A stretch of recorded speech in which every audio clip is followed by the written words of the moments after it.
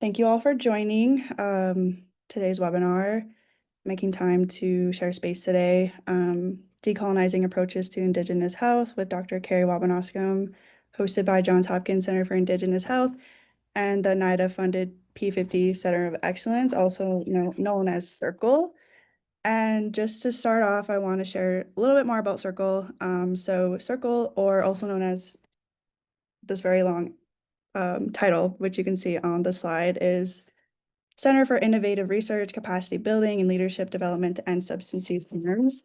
And this is a P50 Center of Excellence grant funded by NIH and primarily aims to address problematic or high consequence substance use in our communities. And we do this by responding to the need for culturally driven prevention programs and policies developed in collaboration and guided by the Indigenous communities we work with. So a little bit more about what we do. We support Indigenous-driven research. We work to advance innovative research methods, training and outreach, and supporting the development of rising Indigenous scholars. We do this to better understand and address substance use, as well as to foster community-centered knowledge sharing. So we're also growing and serving as a national resource by creating online tools, resources, and hosting educational webinars such as this one. And these are free, public, recorded, and uploaded to our Circle Center of Excellence YouTube page. So you can rewatch or watch some of the ones you may have missed on your own time. And we do have a link to that. And Andrea, if you have it handy, whenever you can drop that in the chat. Oh wait, can you guys see me? I don't know if I did it. But anyway, yeah, so with that, yeah, this is just a webinar, part of this ongoing series hosted by the Circle Center of Excellence. And again, we're just truly grateful that you've joined us for the conversation today. I'm gonna hand it over to Andrea for a land acknowledgement. Cool. Hawa, Shayla. Hey everyone, my name is Andrea. Charath Kegana is my Haida name. So I'm from the Haida Nation. I grew up on Haida Gwaii and I'm Haida and a mixed white settler. And I'm really happy to do the land acknowledgement today and, think of just how grateful I am to be on the territory of the Choctaw, Huma, Chitimacha, Biloxi, and other Indigenous nations here in New Orleans. And the Choctaw word for New Orleans is Balbancha, which means the place of many tongues. And so it's, it's recognized as this gathering place, and it's been a gathering place for many Indigenous nations since time immemorial. So I'm really grateful to be a guest here on this lands. And for the sun and this beautiful October weather. Like I said, I grew up in Haida Gwaii, so right now it's very cold and rainy. So I feel grateful for the seasons and just for the vibrancy of the community and the music here. And I am, as I'm a newer guest to these lands, I'm still in my learning journey about the history, and I'll share a link in the chat. You may have seen it before, nativeland.ca. It's a way to learn a little bit more about the territory that you're on if you're not familiar, and just encourage everyone to take a bit of time to learn more about the lands that you live on, and just to think about how we can think about Indigenous people, Indigenous lands when we do our acknowledgements. So thank you. And I'll pass the mic back to you, Shayla. Now, I think that covers this intro portion. I think I'll hand it back over to you to introduce our speaker for today. Thank you. Cool, thank you. Just playing tag over here. Very, very excited to have Cary Waubanascum join us here today. And you're already getting love in the chat. People have been looking forward to your talk today. So, thank you, Miigwech, so much for sharing time with us today.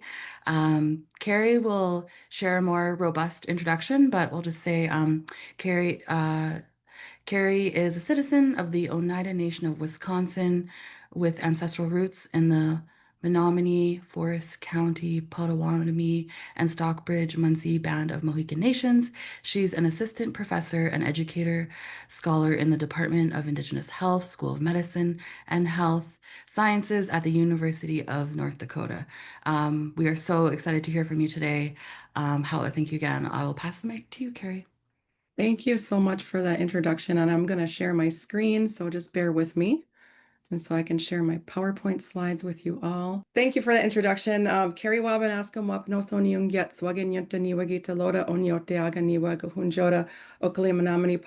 and Stockbridge. I just introduced myself to you in my Oneida language, and I told you that I am from the Turtle Clan, which was passed to me from my mother, her mothers, and all the mothers before her.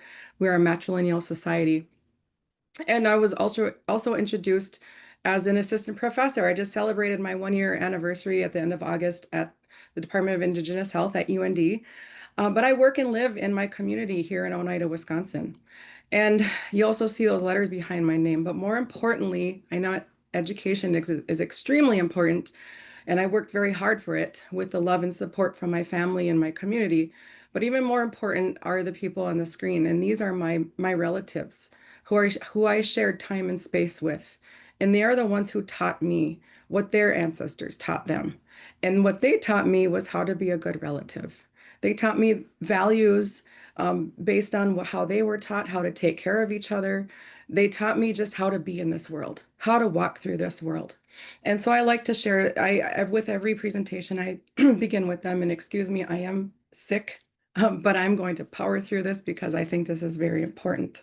So grandparents here from both sides of my family. My Oneida grandma here, my grandpa was Menominee Stockbridge. This is my father's side. They were Menominee Potawatomi.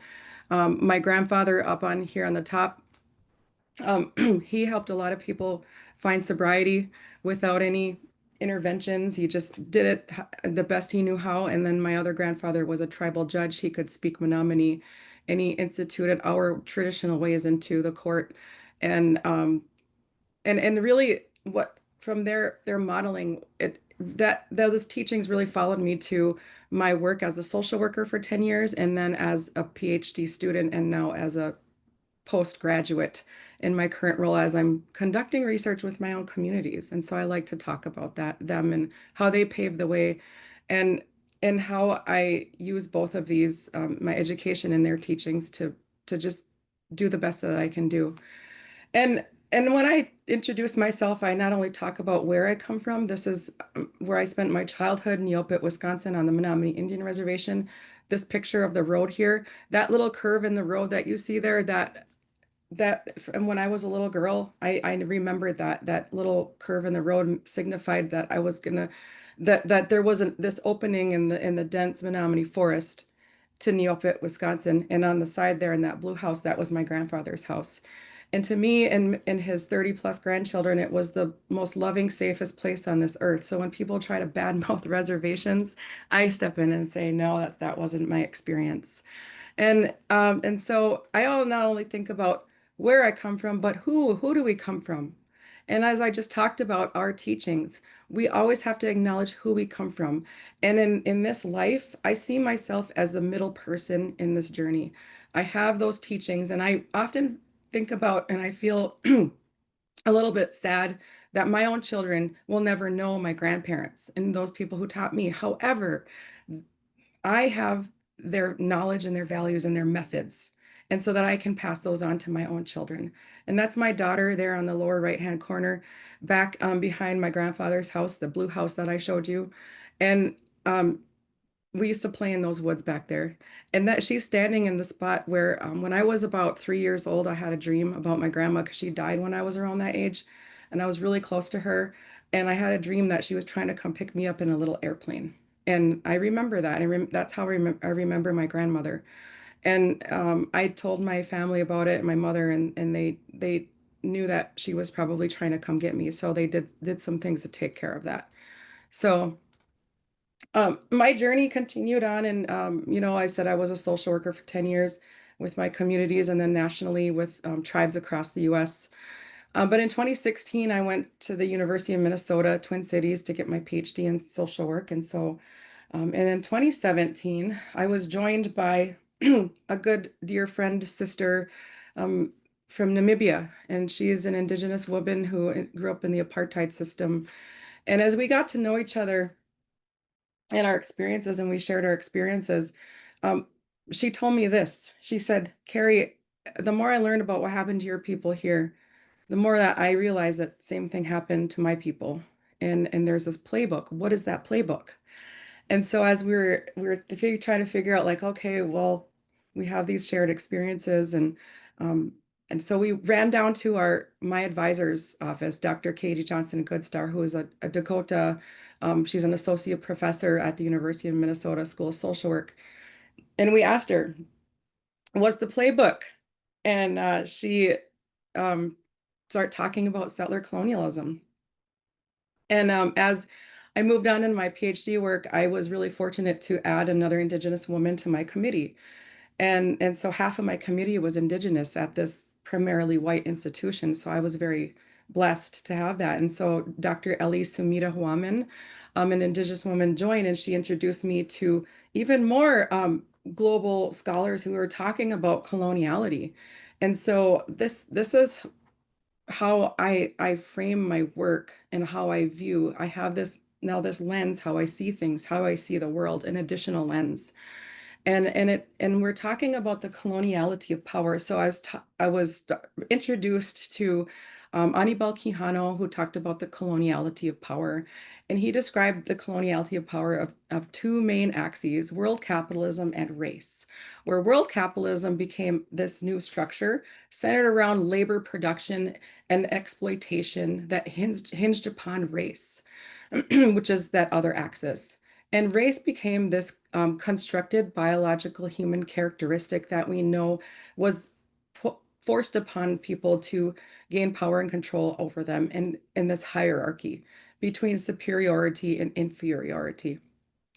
Now, I always say that, leave it to a woman to step in and say, hey, men, you're missing something. I like to joke around. But so Maria Lugones was also another Indigenous scholar who talked about the modern colonial gender system. And she said, yes, race was imposed.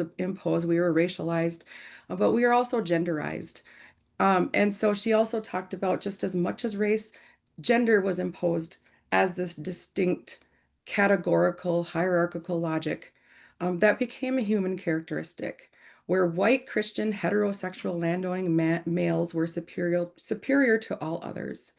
And this normative judgment provided justification for colonial violence among several civilization projects. And I'm not going to talk about my child welfare research here today, but I argued that in the child welfare, the evolution of child welfare in the United States, um, it really stems from this, as it evolved from the late 1800s, and removing our children and assimilating our families, um, removing our children and forcibly putting them into carceral boarding schools, all the way on through the Indian Adoption Project into the modern child welfare system, that it was all part of the coloniality of power.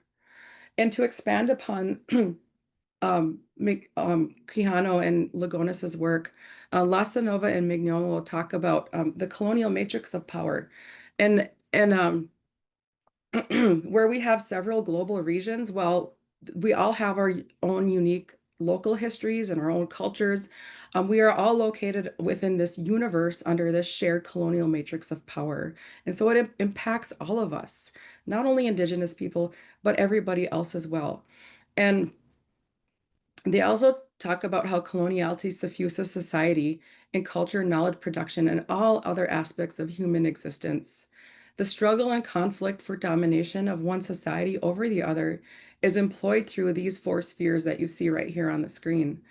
Control over economic control, or control over the land and resources. We know that as in the late 1800s, when the Dawes Act came about, was passed, we know that it took our notions of Mother Earth and changed it over into private property to be controlled and exploited for capitalism. Sphere two, control over over authority, so military and police. control over gender, family, and sexuality. That's where the child welfare work falls into. And then control over knowledge. And we see a lot of this playing out even today. You think about it. What's going on at the NIH? What can and can we not study? What's going on in our school systems, right? Control over knowledge. And I always often talk to my husband and talk to him about this stuff, and I think he's listening to me, but he's my sounding board, and I always tell him, I feel like they're just carrying on their ancestral legacy as well, and it's colonization and assimilation. And then they also talk about delinking or decolonial thinking, and there's so many terms, and there's so many academic terms out there, and I just want to say this about academic terms. I love reading things and learning about what these terms mean and that. But I always think about, well, what do our communities call it? And I always go with that. What do our communities refer to it? But this is, when we really try to digest what these terms mean, it really does. A lot of it does apply to what we're doing, and people might call them something different, then that's okay. And so breaking free from knowing and being under the colonial matrix of power to, quote, unlearn the thinking imposed upon us by education, cultural, and social movement. And I put this pride type of flag here is because in our ways, we I was taught that our children are also our teachers, and that's really also a decolonial form of thinking, because in the Western way, children are to be controlled, and parents they know all. And in the way I was taught, our children are closest to their creator's world, and so are our elders, and we're in the middle somewhere, and trying to learn. And so my children have taught me a lot about gender and sexuality, and I get permission from my son, who's 23, to talk about this. He is two-spirit and transgender, and through our journey, I've learned so much, and I have broken free from what I was taught, because I was taught that about the gender binary, um, man, woman, this is the roles of the two, and so they've really taught me how to break free from that in that particular area, and I like to share that. Now, there are other authors that I've studied, and that are super relevant, and sometimes in their readings they might say, well, that theories of coloniality they have limitations and things. I try to approach it, well, they all speak to each other. And I think that in the end, we're in our communities, when it comes down to it, away from academia, we're all trying to do the same thing. We're all trying to reclaim and get our lives back, right? The best way we know how in this current in this world. And so I just wanted to show you some other resources, about settler colonialism, and just some key differences that Eve Tuck and Wayne Yang, Patrick Wolf have written about, and they talked about, and that really isn't too much present in the theories of coloniality. They say that settlers come to stay, and they insist on settler sovereignty over everything else, right? And we see that playing out here, especially as American Indian tribes have continually had to fight for our sovereignty. And, if just a few years ago, as the Indian Child Welfare Act was up in the Supreme Court, if that were to have been overturned, there would have been devastating implications for our tribal sovereignty in many areas, including health policy. Settlers overtake the land and all that it entails, and their primary motive for elimination is land.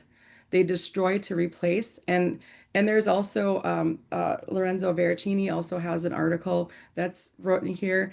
My advisor, Dr. Goodstar, and I came up with this term, erasure and replacer. I don't even know if replacer is a word. I don't think it is, but we made it up. And so that's really what it's all about. They come in, erase, and then replace, right? And then Patrick Wolf says in settler colonialism, it's a structure, not an event.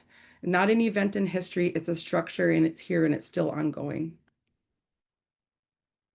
And then we think about decolonization, and I already talked about delinking, decolonial thinking, but Tuck also talks about the repatriation, and a lot of our communities say the rematriation of Indigenous life and land. And so what does that really mean, right? And to me, I was reflecting on that, and I said in the beginning that we are doing the work. We're doing the work in so many different ways, and it looks different in each community. It looks different with each relative. And one of the ways that I'm personally doing it, like I said in my intro, The way that I live my life as a mother, an auntie, a wife, a community member is that I try to live my life the best way that I can in my home and in that like that blue house that I showed you in the beginning. I try to make my home this safe, loving space for anybody who comes into it, including my children and my nephews that we have took part in raising. And the biggest compliment in the measure of success that I have is that when any young person comes into my house, they tell me they feel loved and they feel safe. And my one of my nephews told me that a few years ago, and that to me that was my biggest accomplishment, and knowing that I accomplished what my grandfather and my grandparents accomplished, because I felt that same way in their home. And another way that I think about this is through research. And as an Indigenous person who had all those teachings, and I went to that primarily white institution over in Minnesota, but also knowing that I had the loving guidance from my advisors, including two Indigenous scholars. um, I was able to carry my values and my teachings to that institution, and they were honored and they were valued, just like they are in my current position in the Department of Indigenous Health at University of North Dakota. I don't have to fight and claw my way to prove that my knowledge and my teachings are legitimate. They are, and they're honored like that. And so through research, I have like the lovely freedom to just be how I am based on my teachings, both from higher education, but also from my relatives on how to be and how to be a good relative. And through this, I studied a lot about Indigenous research paradigms. Should be an S on there. And what we also know as Indigenous research methodologies. And I also, by the way, teach this course at UND. But I just want to tell you a quick story. Back in last year in 2024, I was in Hawaii on the Big Island. I was invited. I'm also a fellow at the University of Washington's Indigenous Wellness Research Institute with their Inspire program.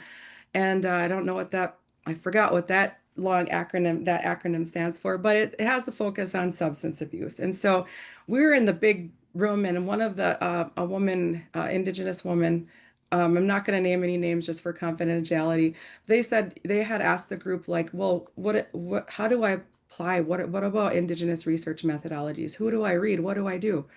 They wanted like a starting point. And I saw her later on in the hall, and I pulled her aside and I said, you have it. You have your ancestral teachings with you.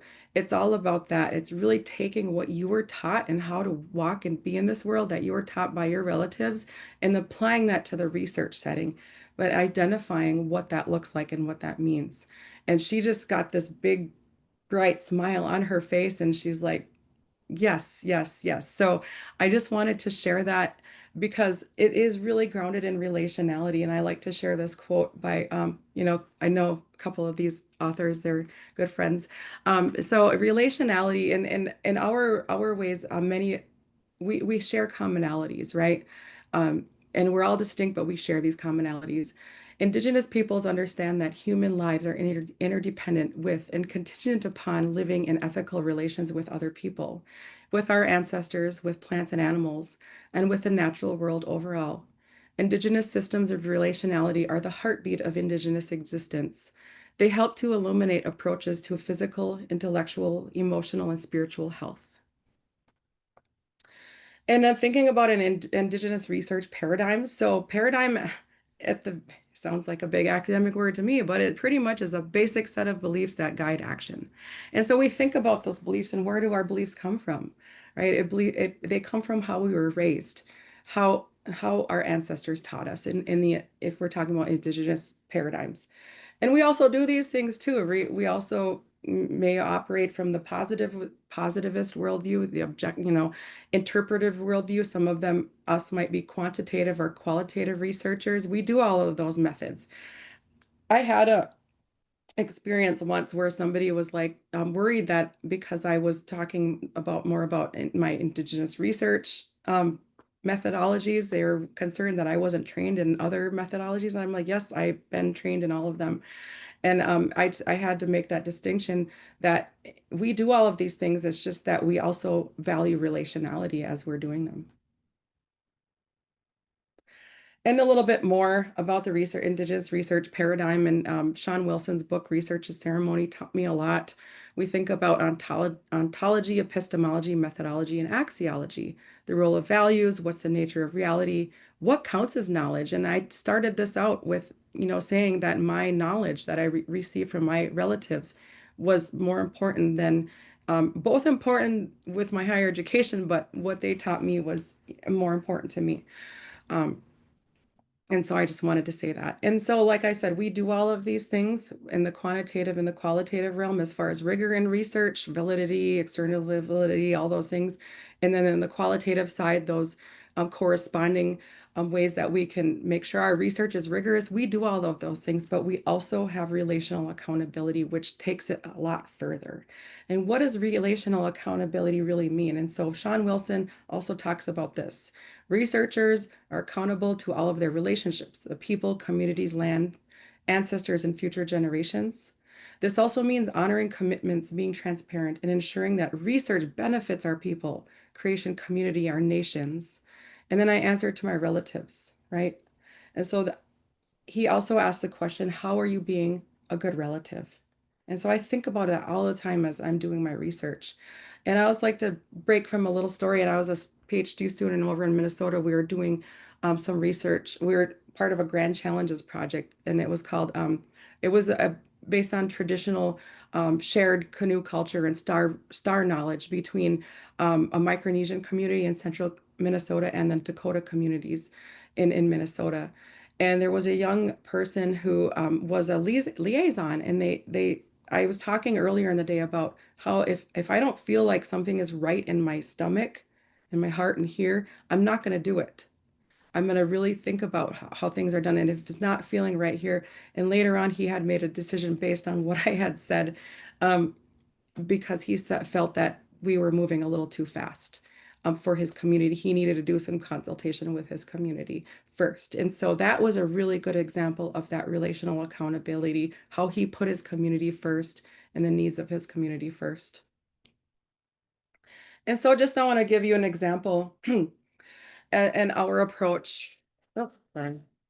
That's not my alarm. That's my son calling at the wrong time. But our approach, that taking all of these teachings, and I moved home in 2021 to back to my community from Minnesota, now with a different hat on. I'm a researcher, and we all know how our communities, many of them still feel about research. It can be exploitative, harmful, because that's how it's been, right?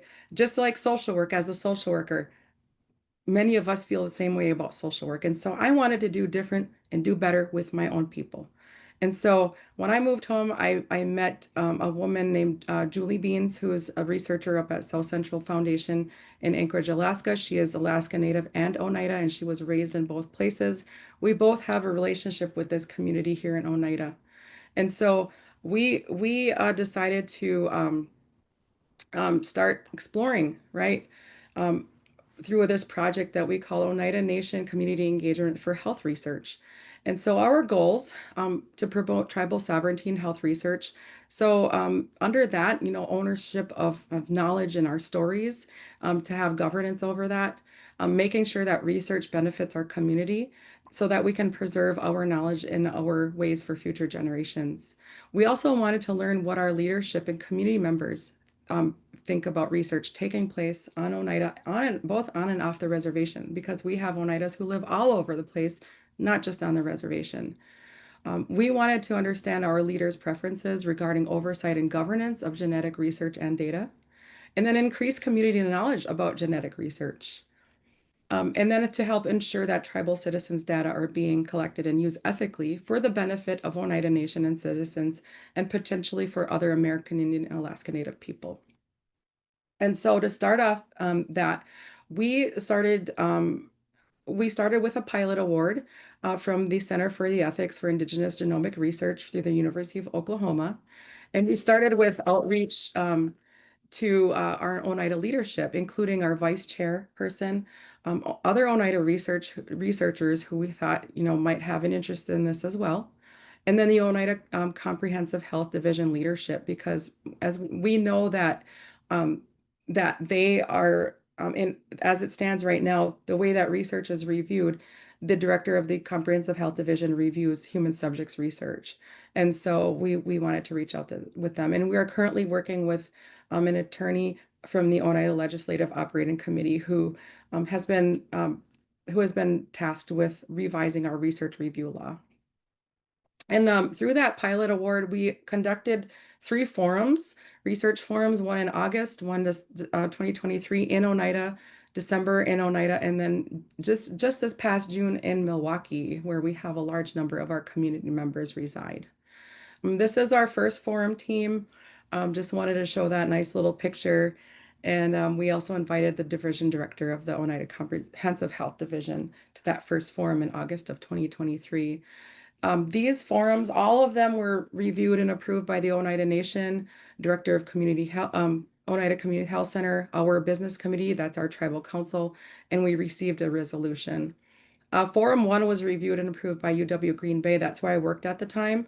And then forums 2 and 3 were reviewed and approved by University of North Dakota's IRB. And I would like to always also stress that just because our research was in Milwaukee was taking place off of Oneida Reservation land, we still felt it was ethical to get approval from our tribal council to hold that forum. Just wanted to throw that in there. And so this was held in the summertime. This is just really quickly, I know I don't have a ton of time, but this was our flyer for our forum for our first one. We invited 40 people, and I'd say 38 people showed up and stayed for the whole 4 hours and engaged. And I would also like to say that we were met with a lot of hugs and warm welcomes from the interested community members who showed up. And so that was a really just a great welcome to the forum too. So forum 1, these are on the left. You can read those, some of the presentation topics that we invited researchers, both Oneida and some were not Oneida, who were doing research with Oneida. And we asked them to give an update to our community members about the research that was taking place. And we also wanted to stress that community voice is key in shaping research so that it reflects community values and priorities. So we asked them to share their perspectives and experience with research.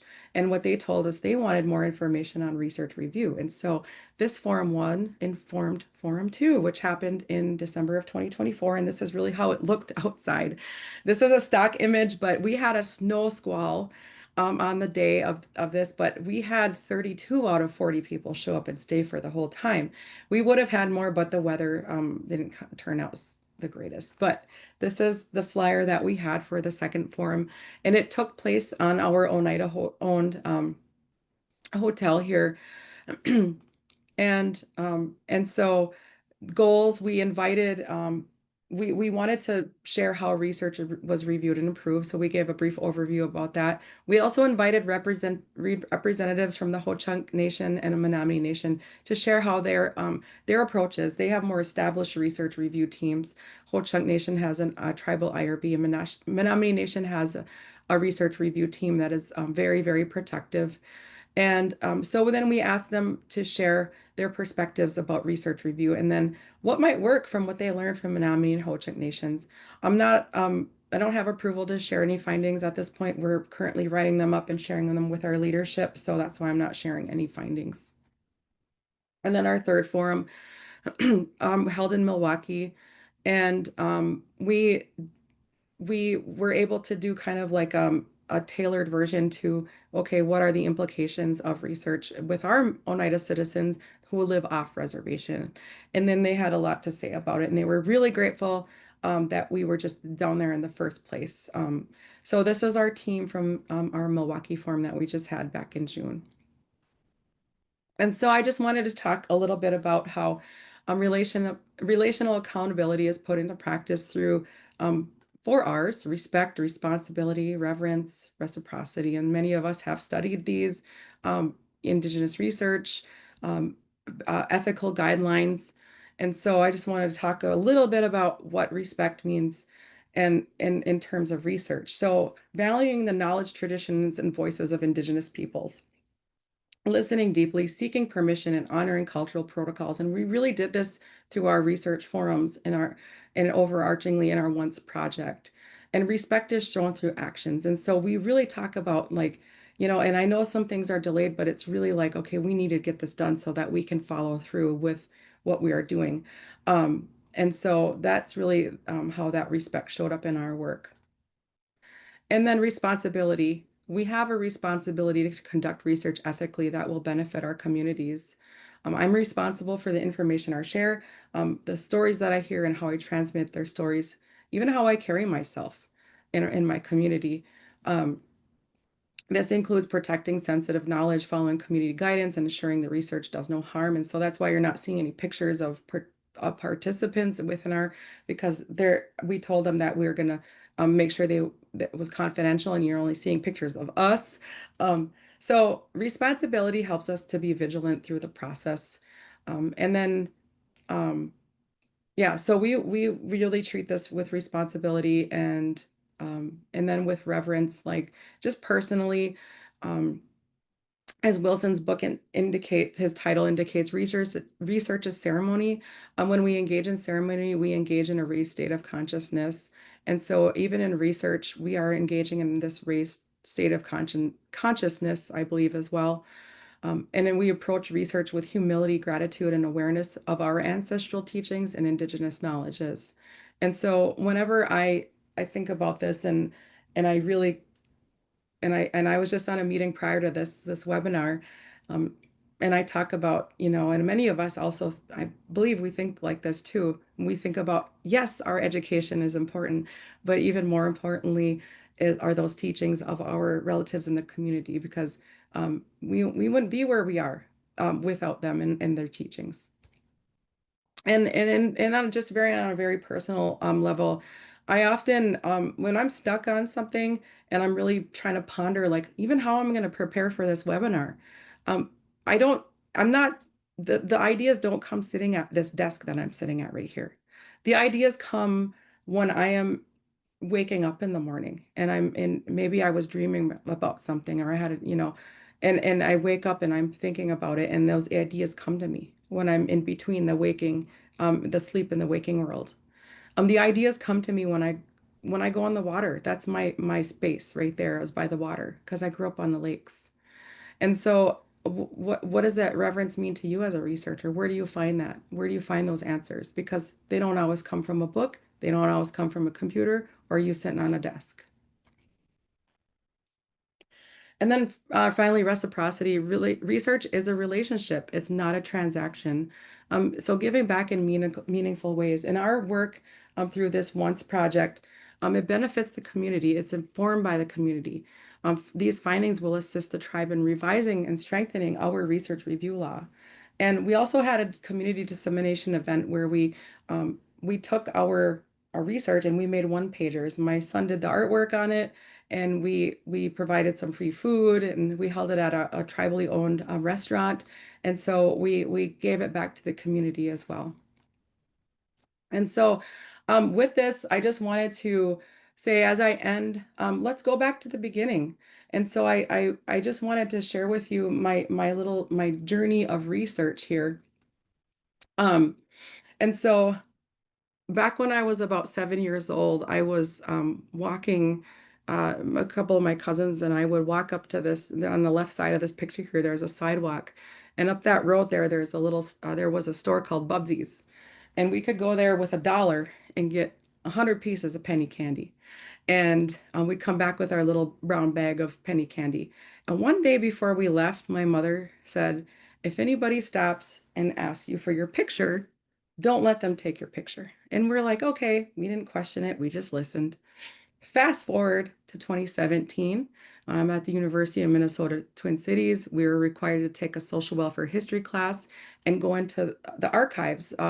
University of Minnesota houses the biggest collection of social welfare historical archives. I asked the archivist if she could share with me anything that pertained to American Indian tribes in Minnesota.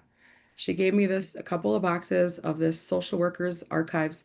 Her name was Beatrice Bernhagen. She practiced what we call macro or policy level social work in the 40s, 50s, and 60s. right around the time of the termination era. She was hired by the governor's interracial commission to conduct research on American Indian tribes in Minnesota on their economic conditions. And what she found was dire conditions. And she ultimately, her recommendations were in full support of further assimilation, removal from the reservation, and termination, among other harmful policy recommendations. And so, that was um and when I was looking through her folders, a pile of pictures fell out, and immediately I was brought back to when I was a little kid and my mother said, "Don't let them take pictures of you." Because what I saw in those pictures was exactly what, and I called her and I said, "Why did you say that?" And she confirmed why she said that, because they like to frame us in a horrible way, in a bad way. And so in that situation, it it really had some severe policy implications in Minnesota. And so through our work, we are doing better. We are doing better with our own people. And I just wanted to share that little story with you as I end. And now my alarm went off and I'm right on time. And I just want to know if any of you have any questions.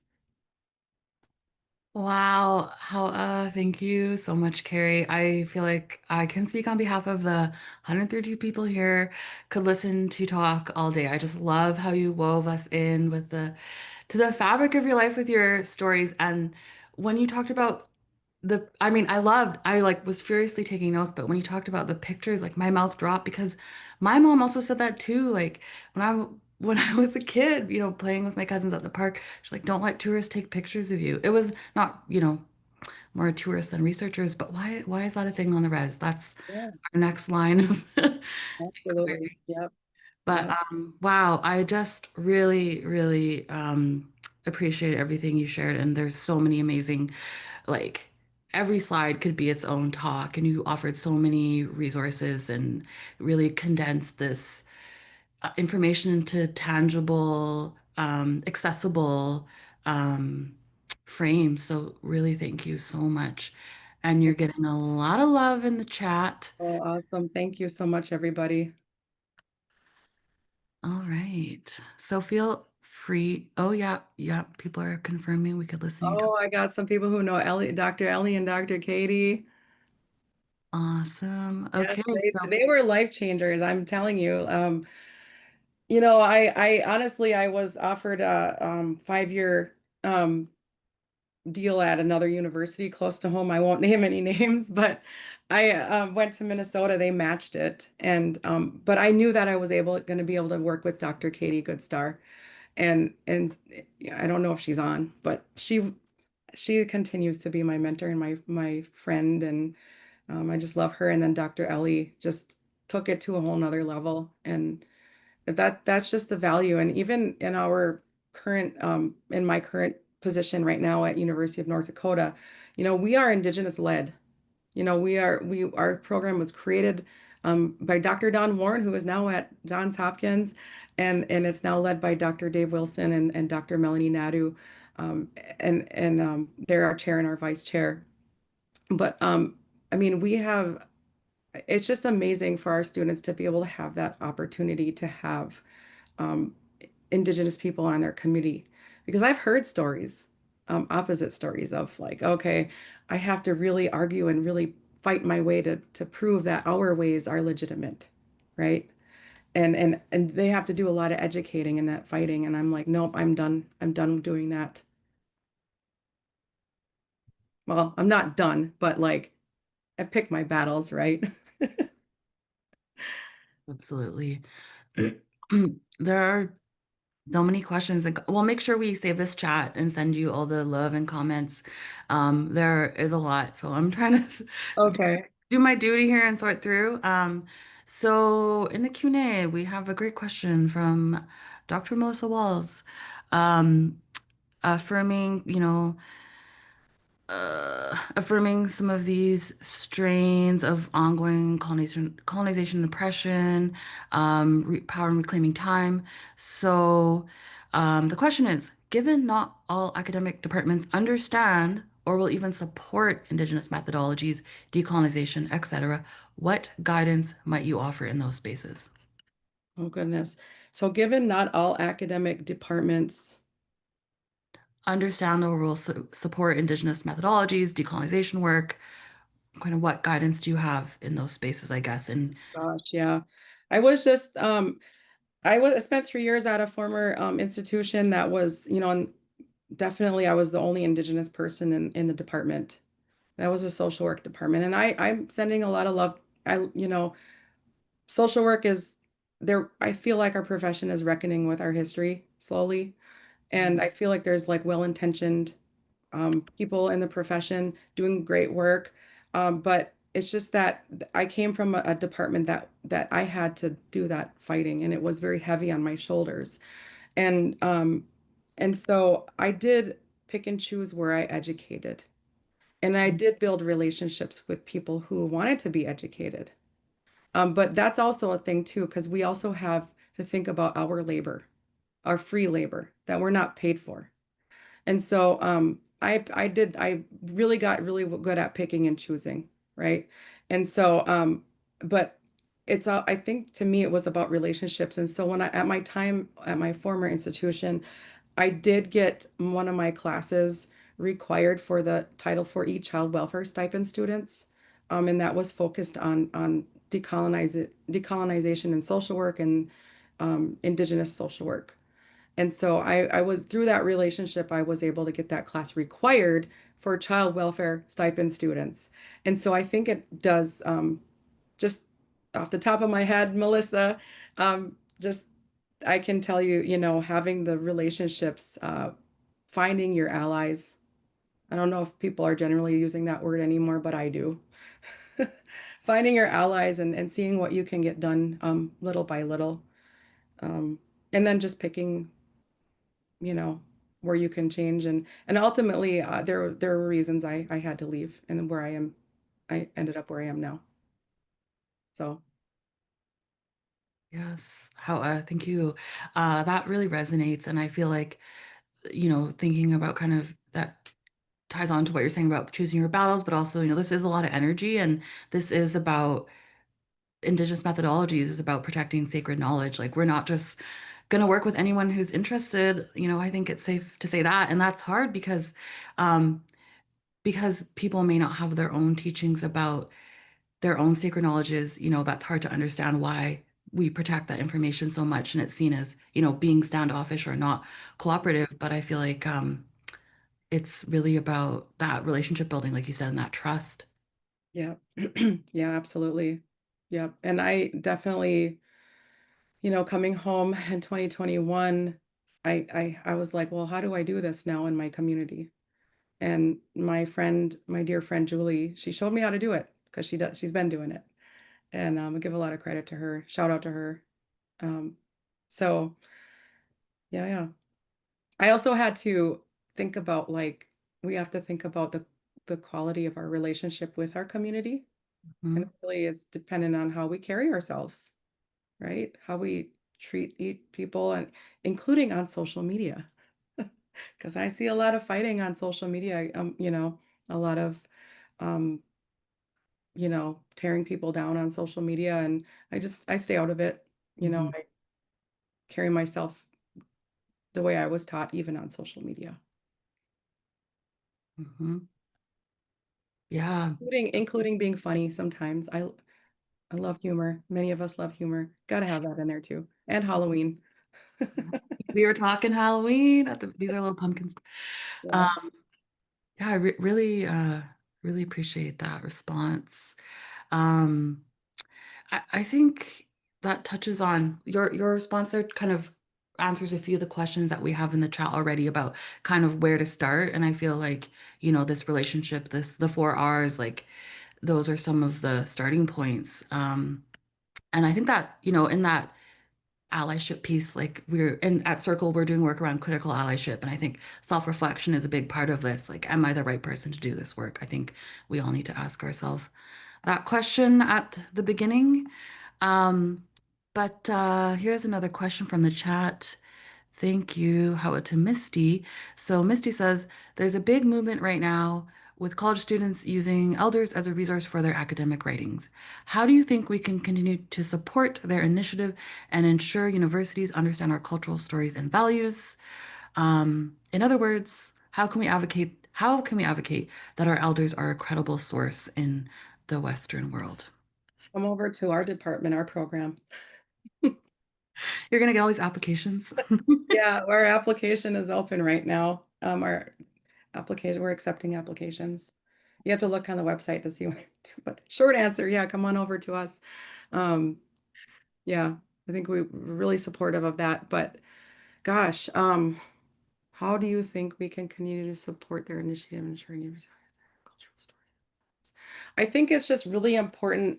If you're talking about like a PhD program, um, having I had to get my through my first 2 years of my coursework, and nowhere in there really did they have anything about us. We weren't taught about in my policy course. We weren't taught about American Indian health policy anywhere, right? Um, we in our social welfare history class, me and my friend Dile Meke in the beginning, the slide I showed you, we advocated in a good way to our professor to have um, because we explained it like this. All the history that you're showing us is we have a line here and it's all the stuff up here. And the history you needed the exploitation and the genocide and the assimilation of us in order to have that history, in order to have that life. And you're not teaching it. And so can you please teach it? And so she did to the best of her ability. And so advocating to have those things integrated into your coursework. But getting through those first 2 years of coursework, getting through my comp exam, my advisor, she's like, just get through it. And then after that, we're in charge, right? And so then they were able to understand where I'm coming from and then take me to a whole other level. And that's why I'm sitting here today talking about this. So, but being that respectful advocate, right? I think just to go back to that question, um, just being honest and going in prepared and being an advocate for that. Thank you so much. Um, I really, really appreciate what you shared and just with all of the love and comments and questions. I know everyone else here did as well. And I feel like we're getting we're getting some really kind of juicy questions that I feel like are a whole nother webinar. If you have ideas for future topics of a webinar, please fill out our evaluation and let us know. But we're getting questions about like how do we deal with the fakers out there in the world. But we only have 3 minutes left, so Can I just respond quickly to Leandra sure. Jones? I did not have a traditional healer or a community member on my committee, but I had two Indigenous professors on my committee. However, in my UND Department of Indigenous Health PhD program, we can have those people on the committees if you apply and are accepted into our program. We have it built in because we honor and value that. Very cool. Thank you. And Okay. hopefully other programs catch up. Yes. We're out Some there of talking about it. We're out there talking. Me and Dr. Melanie Nadu just shared a couple weeks ago. We were at the National Indian Health Board's Tribal Health Conference, and we had a session about our program, and we talked about that too. So we're out there. We're talking about it. getting us going. Yeah. Thank you. And please feel free to continue putting love reactions in the chat. We will make sure to save the chat and share it with you, Carrie. And really appreciate everyone's questions and comments. I'm going to pass the mic over to Shayla for a Thank close. you. I just want to say thank you, everybody. I'll read your comments, but thank you for showing up and for all the love. I really appreciate spending time with you today. Yeah, thank you everyone for hopping on the call today, taking time out of your day to join us. Yes, this webinar was recorded and it'll take us a few days to edit and upload it onto our Circle Center of Excellence YouTube page. And it will also be sent out in a follow-up email. Yes, so with that, we do have a feedback survey with QR code on the screen. If you don't mind taking a couple minutes to fill that out, it helps us improve or expand upon our webinar series, it gives us ideas for topics. So really would appreciate that. But other than that, I was saving the questions, so maybe if we can get to them, if Dr. Cary Waubanascum has some time, maybe we can send some answers out for those. But yeah, that's all for today. And thank you again so much for joining us.